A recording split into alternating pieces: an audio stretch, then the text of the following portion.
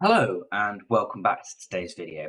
Today we're going to be talking about the three best tier 10 heavies in World of Tanks. I'm going to break them down for you by stat, by which one I think is best out of the three, and offer a little conclusion about which one I think you should pick up. Let's get right into it. The first tank we're going to be talking about is the Super Conqueror. It is the pinnacle of British engineering, as some may say. It is the top of the tree for the British heavies. It's a tank that is very versatile, has a lot of downsides, but a lot of positives. So I'm going to break it down for you now. We're going to start off with talking about some of its stats, and then I'll break it down further and talk about its weaknesses, its strengths, and where I think you should play it.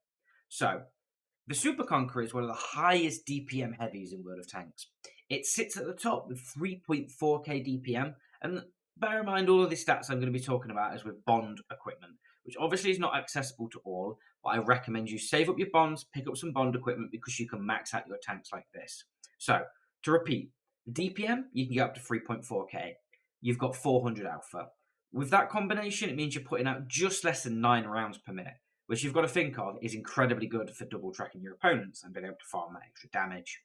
You've got good dispersion. It's okay at sniping. It's not bad at sniping. It's okay. That's basically all I can say about its sniping abilities.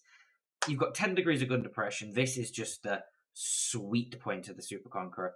It allows you to sit on that ridge, use its very strong armor, and just keep that DPM going, which a lot of tanks, which are similar-ish to it, just don't have the abilities to be able to do.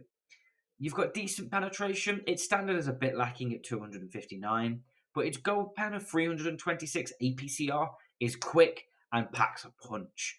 You've got to remember here, we've got good HE pen as well. We've got the British Hesh, 120 millimeters of pen, allows you just to punch through pretty much all TDs. You're talking the rears of most heavy tanks, the sides of most medium tanks. It really does pack a punch. The only issue with the Super Conqueror, and we're going to get into some of the weaknesses of it now, is its forward speed. It is slow. It is oh so very slow. You're only managing to get up to 40 forwards and 46 with a Bond turbo, and 18 and 20 in reverse with a Bond turbo. It really is not the quickest of tanks.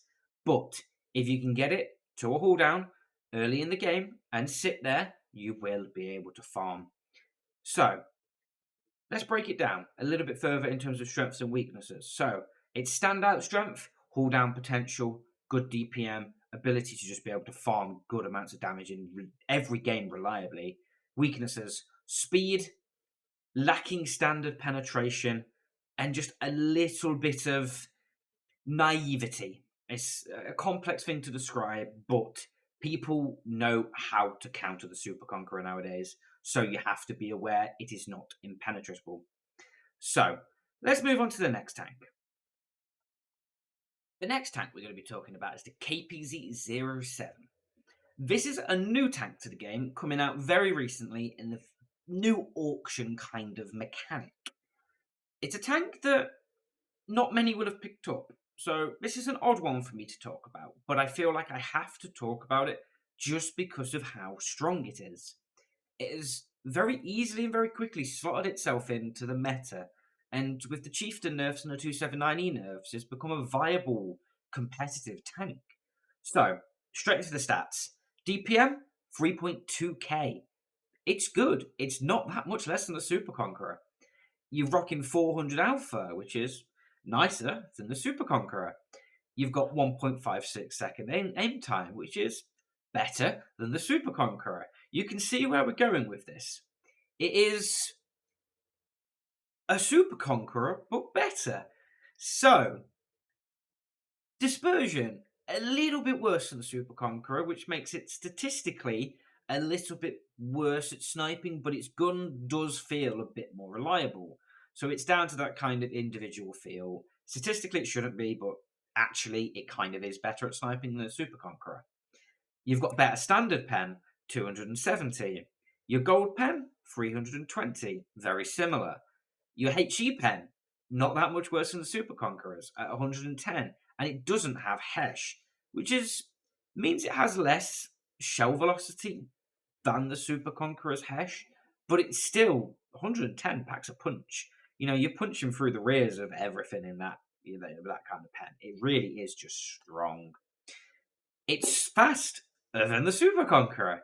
You're packing 50 forwards, 15 in reverse, and this is before you even slap on a Bond Turbo. If you put a Bond Turbo on this thing, you're picking it up to 56 forwards and 19 in reverse.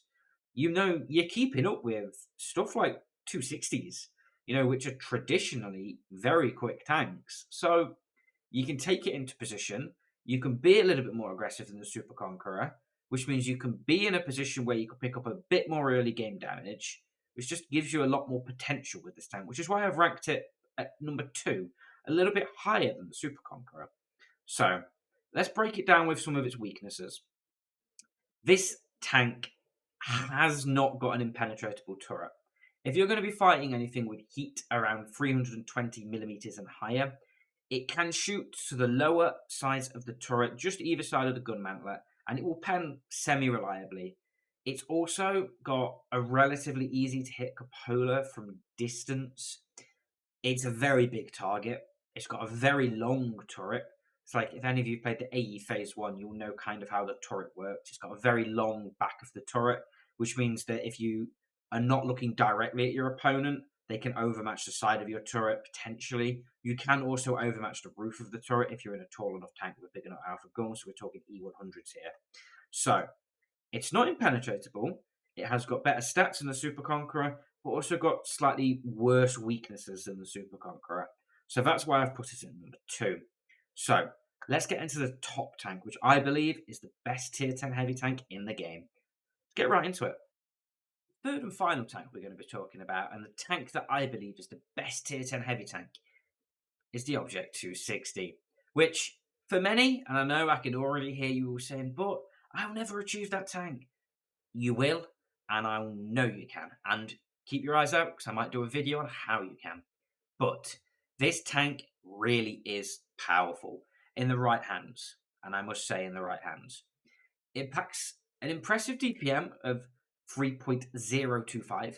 It's impressive. It's not, as high as the KPC and the Super Conqueror, which we've discussed, but anything above 3K is passable DPM. It's okay. Alpha, 440. It's the highest of the ones we've discussed on the list so far. And it just packs that punch. It means you just punish that overpeak in that one shot just a little bit harder than the other tanks which we've discussed. You've got decent aim time at 2.02 seconds. It's okay. It's not the best, but, if you're running V-stabs, and especially Bond V-stabs, you are bringing it down. And it is okay. It's passable. It's not a sniper, but short range, which is where you should be playing this tank, it works. You got 0.32 dispersion, which once again backs up the fact that it's not a sniper. You should not be playing this tank from range. It's a medium to close range kind of tank. You've got 6 degrees of gun depression, so don't try playing any ridge lines with this tank. But I'm going to talk about its pinnacle right now. Its speed. It goes 60 forwards, and this is without a Bond Turbo, and it goes 66 forwards with a Bond Turbo.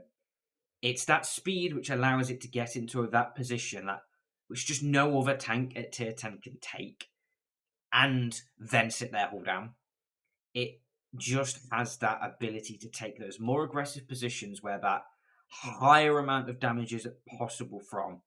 And it also has the ability to run from a falling flank that a lot of tanks, for example, the Super Conqueror, don't have. Often in the Super Conqueror, once you commit to a flank, you stay there till you die. In the 260, you have that medium tank kind of feel of, yes, you can take that flank early, and if things look like they're starting to fall, you can rotate and you can go to the other flank. You can rotate to where the damage is, which is why this tank is so strong. You have such an influence on your team in this tank because of its speed. It can influence the game more. Its penetration is okay. It's 260 standard, which is pretty average. It's very similar to the other two which we've discussed on this list so far. But its gold pen is oh so very nice. And its heat, which is just nice for when you're brawling those high armored tier 10 heavies like the Mouse, the E100, the Type 5 heavy. You just find yourself punching through its flat armor. It really does just work. So, the weaknesses of this tank. It does have a cupola that good players will be able to pen, but if you're clever with it and you keep your tank rocking back and forward, it is hard to pen. Its turret is pretty unpenetratable unless you're sitting there and willingly taking a Jagdpank 3100 heat round, in which case it will pen you. But it's sturdy to everything else that you're going to really face. It's not very good at side scraping because it has a pike nose, meaning its armor points in like a point towards the front of the tank. So as you side scrape, you expose that side armor and it becomes flat. So in this tank, you kind of want to play it on a ridge, but not a ridge that requires gun depression. You kind of want to play it in a position where it doesn't require you to side scrape. So it's hard to play, but if you can play it and you can make it work, oh, can you get some incredible results? It really is a special tank in the right game, which is why I have put it to the top of the list. That's it for this video. I hope you have enjoyed it, guys, and please let me know in the comments what your opinions are on this style of video. I've got a couple more similar ones coming like this, and this is the first in the series of the best tier 10 heavy tank, medium tank, light tank, and tank destroyer. So I'm going to let you all know which I believe, and I suppose to say it's my opinion of what I believe are the best three of each class at tier 10. So we're trying to hit 500 subs before the end of the year, guys, so become a part of that. We're getting there, so be a part of that, and I'll see you all soon. Cheers, guys.